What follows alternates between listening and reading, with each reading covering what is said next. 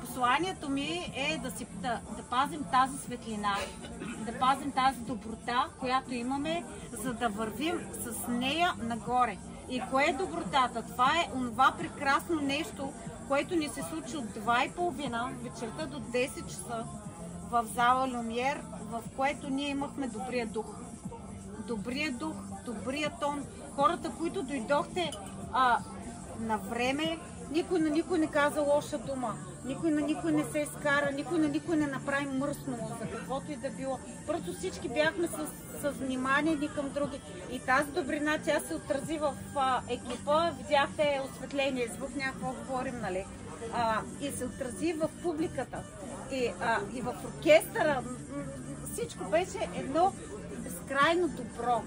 И много хармонично. И много хармонично, и много хубаво. Аз даже така, като си казвах, нали, думичките на сцената, и си викам, Боже, тук някой сега ще помисли, че тази говори големи тъпоти, обаче няма как да спра, нали, защото това е сценария и трябва да си го кажа. И си викам, нищо сега, нали, да мене си ми харесва, ще си го кажа. Но трябва да ви кажа, че хора беше мечта. Хора беше мечта. Първо, аплодисменти за събрани.